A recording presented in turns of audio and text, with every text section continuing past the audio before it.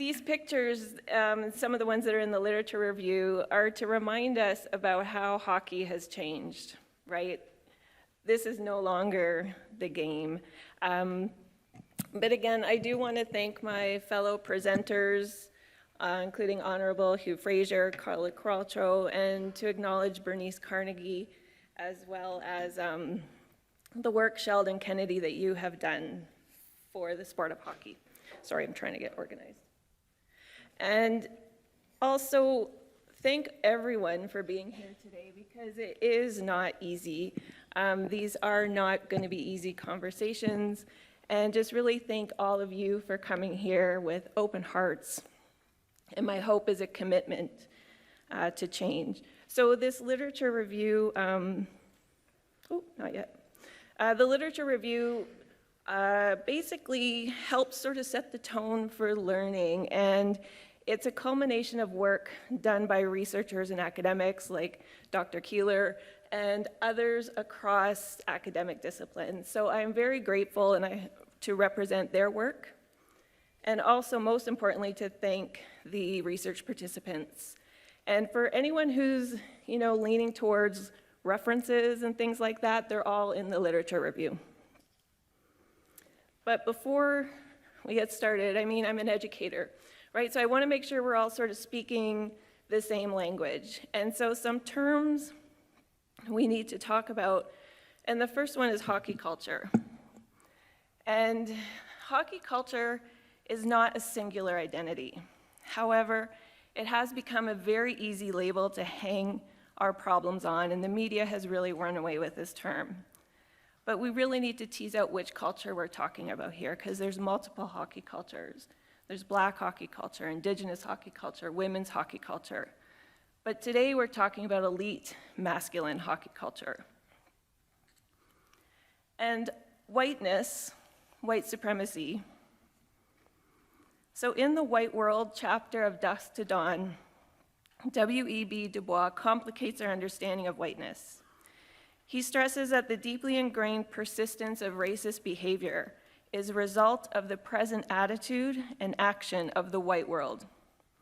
It's a matter of conditioned reflexes, of long-followed habits, customs, folkways, of subconscious trains of reasoning, and unconscious nervous reflexes. It's also important to reinforce that whiteness is not directly about white people. As Joseph Darnell and Nakamura state, whiteness is a social and political process by which hierarchies and privileges are codified and normalized along lines of race.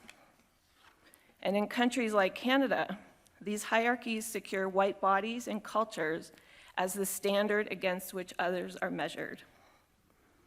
Scholars in this field argue that whiteness as a racial category has been invisible in mainstream discussions about race, and this invisibility has allowed for the perpetuation of systemic racism and forms of oppression.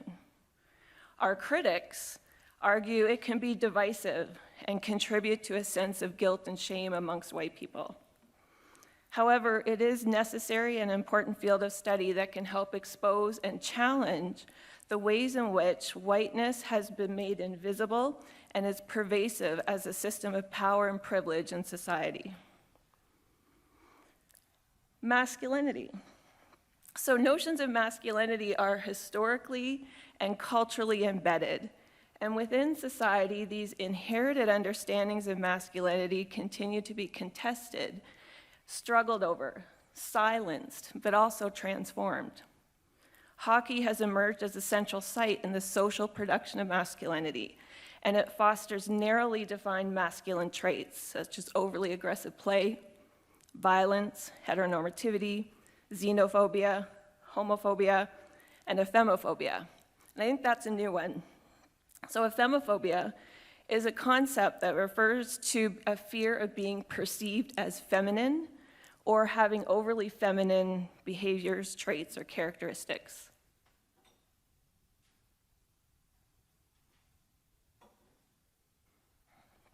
Michael Messner, a sports psychologist, states that boys come to sports not as blank slates, but with some imprinting of what it means to be a man. and within the context of elite level hockey. This particular, narrowly defined and practiced hegemonic masculinity is deeply rooted. Masculinity scholar Raewyn Connell defined hegemonic masculinity as the configuration of gender practice which embodies the currently accepted answer to the problem of the patriarchy. And men's ice hockey allows this hegemony to proliferate through the bodies of male hockey players as they are exemplars of a hypermasculine identity. Violence arises from hypermasculinity, and hegemony makes sure it stays there. Connell stated that not all men identify with normative hegemonic masculinity. However, all men do benefit from its hegemony. And she calls this the patriarchal dividend. Those who benefit from hegemonic masculinity without participating in its reproduction are complicit, allowing domination to perpetuate despite perhaps internal resistance towards participating in forms of violence. And when talking about violence, this refers not only to physical bodily violence, but forms of violence from racism, from sexism, from homophobia, and from ableism. Studies conducted with boys and men playing elite and professional hockey reveal that although elite level hockey appears to embrace and enact more fluid forms of masculinities, such as through pride events, traditional hegemonic masculine traits are still desired. And we also need to talk about resistance. And we're going to come back to this here in a bit. But in thinking about resistance, I turn to Pierre Bourdieu, who looks at resistance through the lens of trust. Trust is something that Hockey Canada, sport in Canada, and all members who have benefited from the status quo need to earn. Bourdieu states that large-scale corruption, which causes a scandal, and when uncovered, reveals the gap between professed virtues and the real behavior. So what does resistance look like to the change in the dominant order?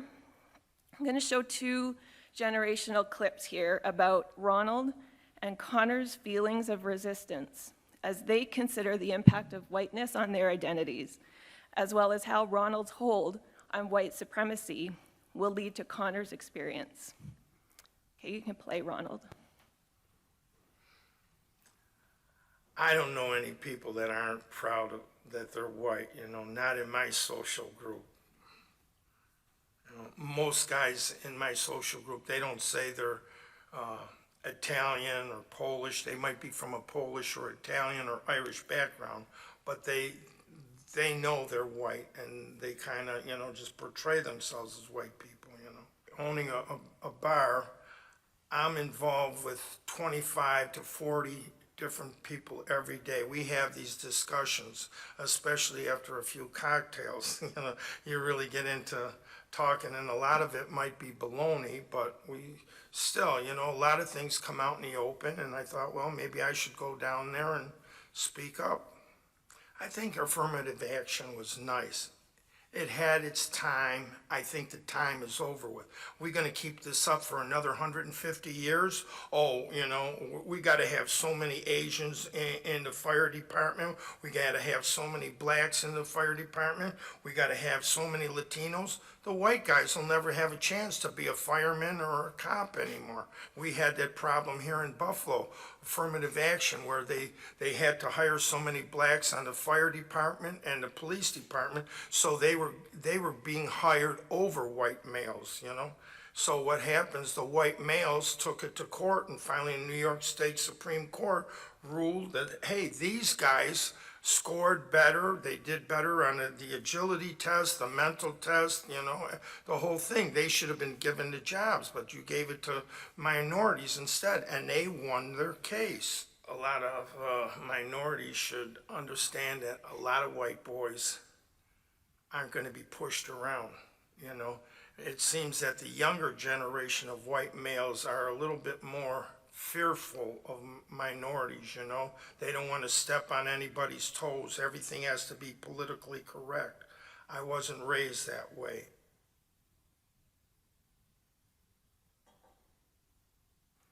So Ronald is of the belief that white people have fought for their rights and that privilege is earned and every body has the same opportunities. He does not see the systemic and structural barriers that keep places like elite men's ice hockey white. Ronald feels things like affirmative action have addressed racism and affirmative action has achieved equality. However, the patriarchal dividend that Connell speaks about is so systemic, it's perceived as normal and invisible. It's invisible to Ronald.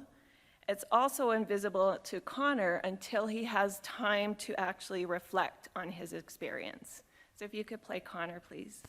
There's been plenty of times where I have consciously taken advantage of the fact that I was white and you know, always kind of knew that if I got in trouble that I could just get a lawyer, suit up, show up, and you know, it was a slap on the wrist. I would be in jail if I wasn't white. You know, I've been arrested probably over 20 times, and you know, the only thing I have on my record to show for it is a public intoxication, and there've been some hefty drug possession charges, and I've never served time. I sold drugs. You know, I basically did whatever I wanted to do, knowing that there was going to be absolutely no consequences, you know, as what kind of the past showed me. I never felt guilt at the time because I never thought about it, but now that you mention it, there is a little bit of guilt in there, just because, you know, me talking about it openly is making me realize, damn, I'm pretty lucky. So how did the gap between professed virtues, such as the NHL's erroneous brand, hockey is for everyone, and the real behavior, the ongoing violence, the ongoing practice to keep things the same, the ongoing celebration of hypermasculinity exist within and beyond the boards? So this literature review, as I mentioned before, sought to sort of inform the direction of this series and ongoing learning for Hockey Canada. The review revealed 3 themes: an overview of ice hockey in Canada, the outcomes of the unhealthy culture, and recommendations to move forward. However, it's important to note it's a critical review, and the end result is not a magic wand to fix elite masculine hockey culture, but for considerations as you begin to embark on culture and organizational change, and most importantly, lead change for others to follow. So today I'm going to speak about how men's ice hockey has come to this point, and at further Summit series, other themes will be unpacked. And Jamie, I don't know if this is a good metaphor, but this is like a cliffhanger, right? So you will actually read the literature review and see the other parts, the other themes. So this is our history lesson. So the threads of ice hockey in Canada, they have a long historical reach, beginning with the Mi'kmaq and other First Peoples who were thriving on Turtle Island long before 1492. Indigenous peoples played stick and ball games on frozen ponds, rivers, and lakes, but also for skill development and for hunting. Ricket was played as early as the 1500s by some Indigenous peoples and marks the first form of hockey played in North America, or Turtle Island, before colonization. These stick and ball games generated core concepts in sports that we really value today, including teamwork, collaboration, community bonding, and the acquisition of physical literacy and healthy lifestyles. However, colonization, which formed Canada, also impacted hockey. Indian residential schools were established in Canada during the 19th and 20th centuries with the primary objective of assimilating Indigenous children into Euro-Canadian culture, resulting in cultural genocide. These schools implemented policies that suppressed Indigenous languages, cultural practices, and traditional knowledges, while enforcing Eurocentric values and lifestyles, often through abusive practices, as documented in the Truth and Reconciliation Report. So in this context, the introduction of the regulated and colonized form of hockey within residential schools contributed to assimilation. Hockey during colonization was becoming synonymous with erasure and assimilation, which was in opposition to ricket and the colored hockey league's drive to bring communities together to enjoy the game of hockey free of racial oppression and the acquisition of healthy life skills.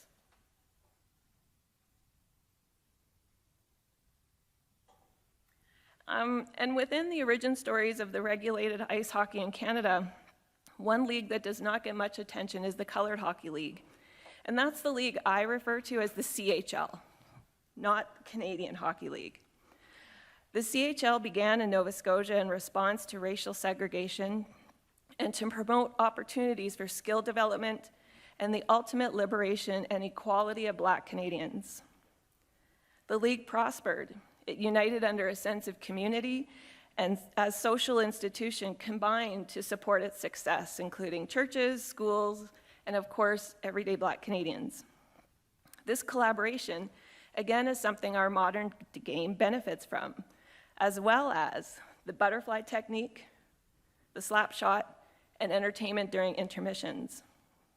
However, the rise of the NHL and ongoing forms of racial oppression, such as the destruction of Africville in the 1960s, which forced relocated Black Canadians, erased the history of the Colored Hockey League and our associations with hockey in Canada, other than as highlights of our hockey diversity.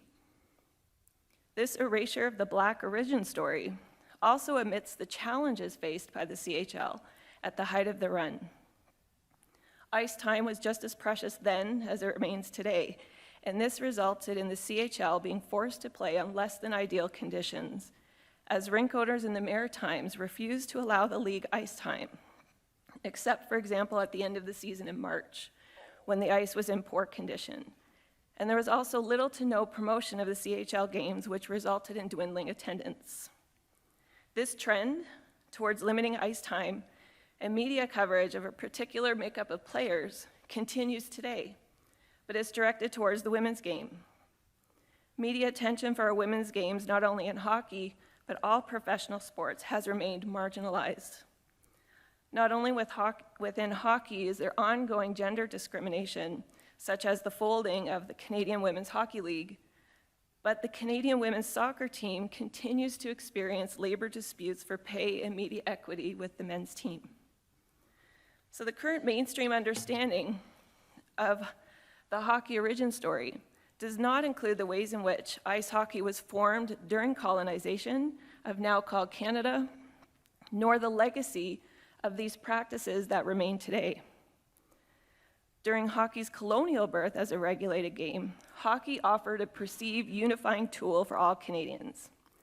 Canada was established as an independent dominion, seeking its independence during a volatile time which included 2 world wars, the Great Depression, and social reforms and progressive movements stemming from the Civil War in the United States, and in Canada, a move towards multiculturalism. The Cold War, and you stole my line, anyway, so this is a repeat. The Cold War also influenced the Canadian identity, which spilled onto the hockey series of 1972. And indeed, everyone can remember who was alive then when Paul Henderson scored that goal. So sport is intimately bound to state and identity politics. And in Canada, our national identity is tied to ice hockey, particularly men's ice hockey. In the context of sport, nationalism can be seen through the promotion of national teams and athletes and the use of sport to promote national identity and unity through podium pursuits in the international arena. However, hockey culture privileges a single color and identity. And to be white and masculine results in an accumulation of cultural capital that others do not have access to. And this promotes a common identity amid a multicultural society. As Adams questions, if hockey is life in Canada, then life in Canada is decidedly white and masculine. So what we have is an elite male hockey culture that has been modeled off of the pioneering spirit of colonization, which intentionally marginalized those not a part of the dominant culture. This same practice of gender discrimination, indoctrination, and assimilation continues through traditions of hazing rituals, rookie parties, grooming, and the other cultures that reside in elite men's ice hockey, the bro code, the locker room code, the culture of silence, and the expectations to adhere to this particular and violent brand of masculinity to be successful in men's ice hockey.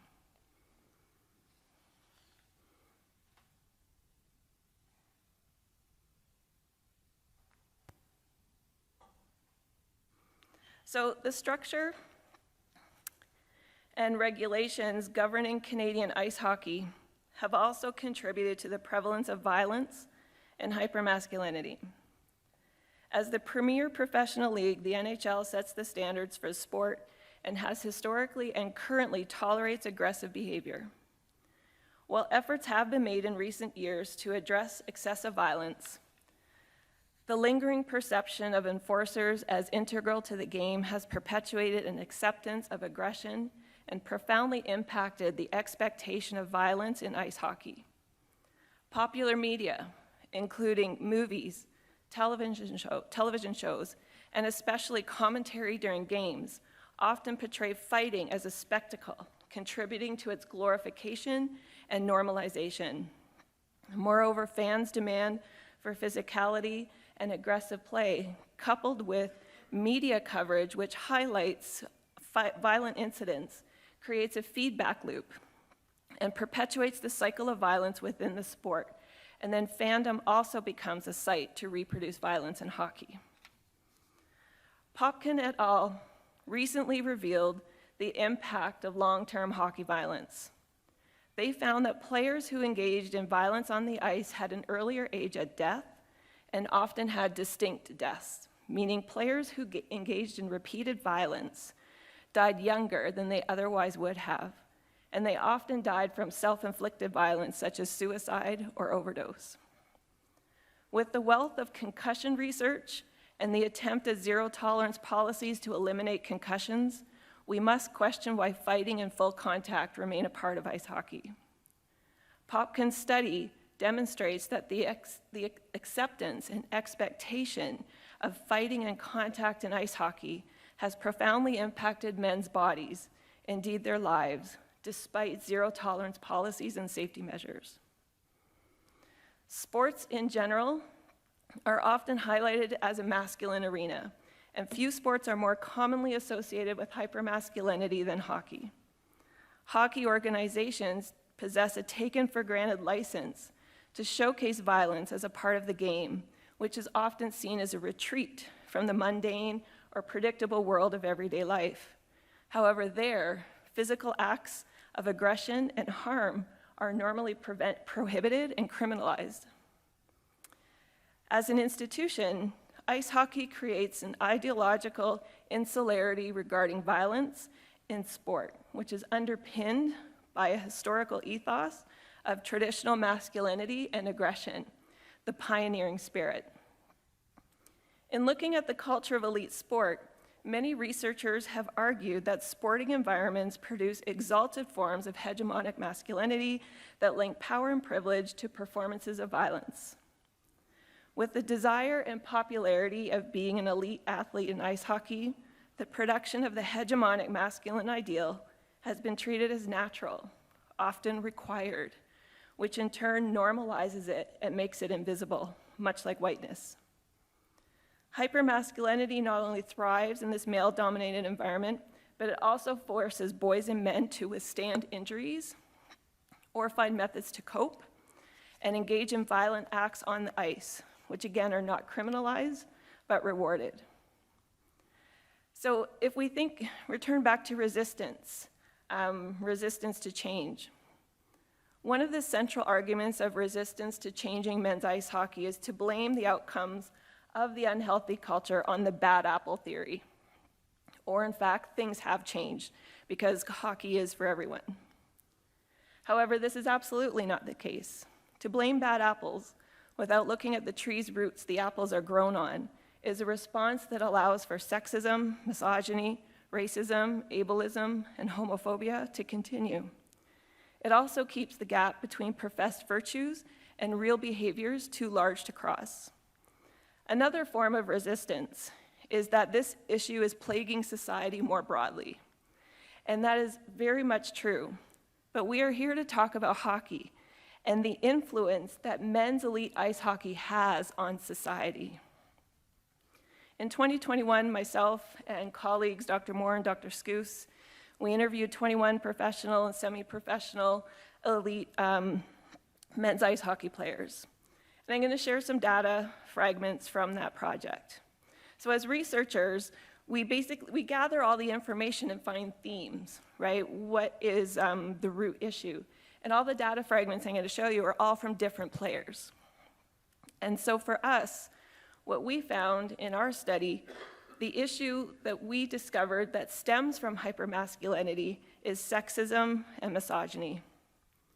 And it's important to note that this data I'm about to show you is recent. It's happened in the past 5 years, because another form of resistance, again, is to say that things are changed. We don't have these conversations in our locker rooms anymore. Participants in our team project are either currently playing, or they have left the game through retirement or choice, and some have been pushed out. And we're also going to unpack the bag that's at your table in a few minutes. So thus far, we've talked about how whiteness and hypermasculinity are normalized and invisible. What's also invisible in elite masculine hockey culture is sexism and misogyny. MacDonald and McGillis state that until sexism in hockey culture is addressed, gay men will remain marginalized. 2021 noted the first openly gay male hockey player, despite there being now over 1 million LGBTQ2S people in our country. Given the number of boys and men playing hockey, there ought to be more openly gay men and boys playing the sport. Sexism in hockey culture is rampant, and everyday sexism is invisible. Outcomes of hypermasculinity, sexism, and misogyny are what brought hockey to this point in Canada. Women and girls in hockey are objectified. We are used as props. We are party points at hazing rituals. We are also a means to incite performance. Robideau states that Canada's history is based in patriarchy, heterosexism, and capitalism, and the threads of individualism, racism, sexism, and capitalism form the fabric of our colonial history, formed right alongside the sport of hockey. So all these quotes, like I said, are from our data. And the first one tells us about a player who said a coach put pubic hair around a net on a board and told the team to crash the net hard like it was your girlfriend. A coach took his team to a strip club, and when we talked to this player, he said he was the older player on the team, and he was only 19. One said coaches did body shots off a 15-year-old girl at a rookie party. Another says that they are encouraged to get girls to come to rookie parties. And another says that they were encouraged to take pictures of them kissing other female university athletes. And then one, now I can't see. The one talks about a hazing ritual in which they were required to wear a dress and perform and sing a song in a public situation, saying that the reason for that was to be negative. It was supposed to make you feel inferior because you're wearing a dress. And then this player told us about the time a coach was referring to another player on an opposing team, and he said, look at him. He's one of the biggest guys on the team, but fucking pussy won't even drop his gloves. And I will let you read the next 3 slides.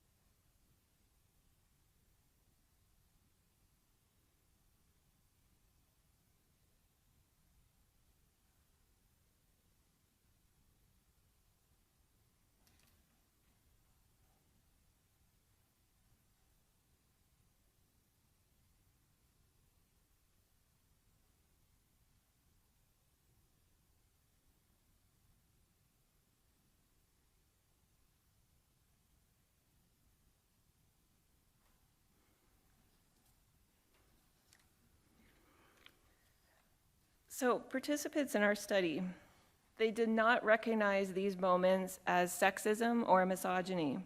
Because both are so deeply ingrained in elite men's ice hockey culture, it was not until our participants reflected after telling myself and my female colleague about these moments. Until there is no disruption, there is no conscious raising. And in these moments, we were the disruption to these players. There will not be change in hockey culture if it remains insular and allows hypermasculinity to flourish.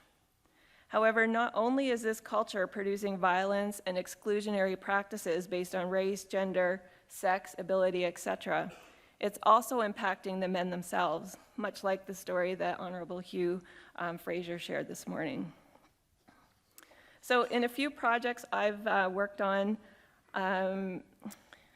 especially with these ones, I've asked participants to engage in the activity, the Masks of Masculinity. So what I do is I ask participants, and in the case of the masks on your tables, these are from men's ice hockey players. They portray on one side of the mask how the world sees them, what's expected of them with respect to masculinity. And on the inside of the mask, they portray their authentic selves, who they are on the inside, and who they are afraid to disclose to the world. So I'll give you a few minutes just at your tables to unpack, and just be careful because they're very crafty. You might lose some glitter or some feathers, but just please take a few moments. And some of the ones that are paper plates, because the guys couldn't figure out which one was the front and which one's the back, I wrote on the face, so that's the front. And you can also tell the difference between a well-funded research project and one that's not.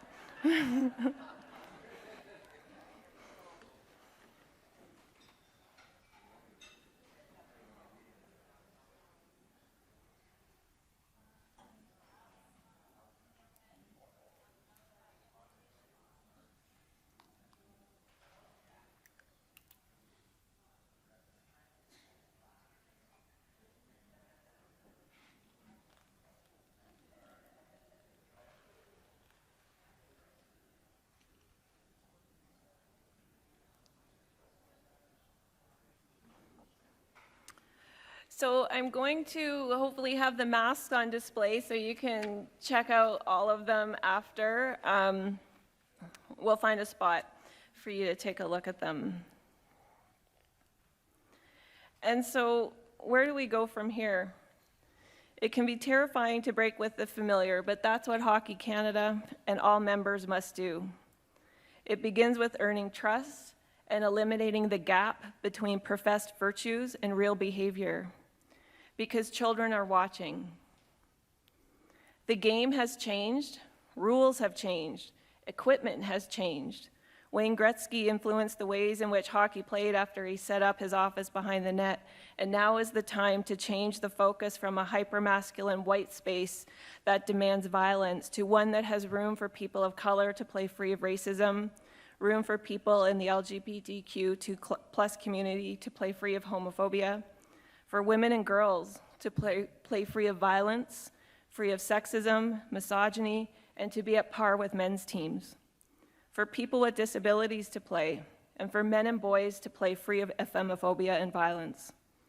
Hockey needs to focus on health, to encourage healthy lifestyles, and return to the roots that were initiated by the CHL and the game of Ricket: collaboration, community building, skill development, physical literacy, a healthy lifestyle, and a site free of racial oppression and sexism.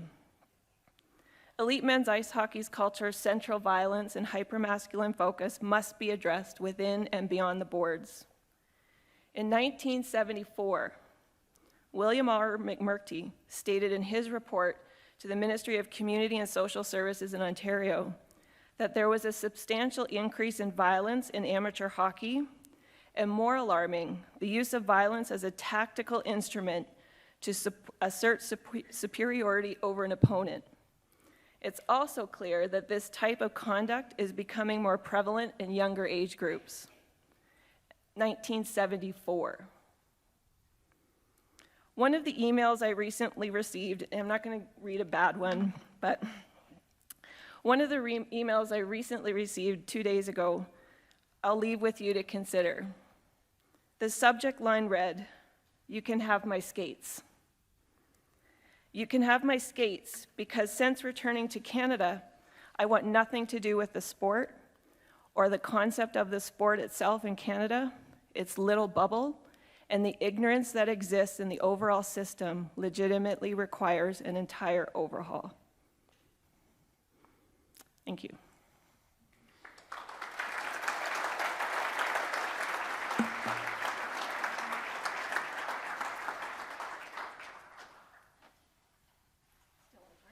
You're on time.